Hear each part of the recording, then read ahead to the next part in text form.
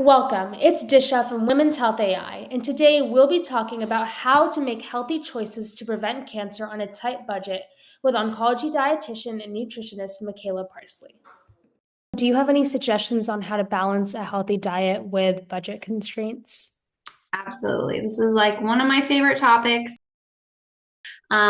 Certainly shopping in season. So, depending on where you live in the world, you are going to have certain produce, fruits, vegetables that are in season where you live. And likely at the grocery store, those in season produce options are going to be cheaper than when they're out of season. So, that's a great way to kind of watch your budget with trying to get in more fruits and vegetables. Um,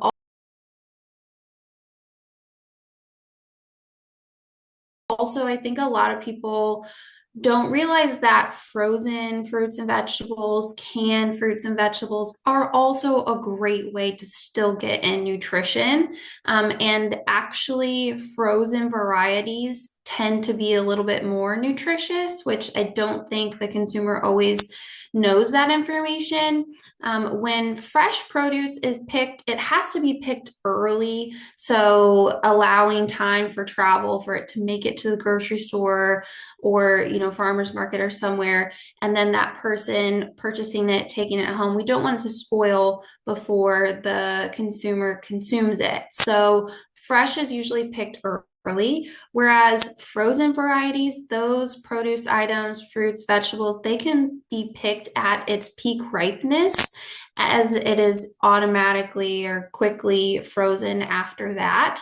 And when it's something is picked at its peak ripeness, it's actually going to have more vitamins, minerals, phytonutrients, and fiber. So I think that is something to keep in mind that just because you're not buying fresh doesn't mean it's not nutritious. It can actually be more nutritious or just as nutritious as the fresh.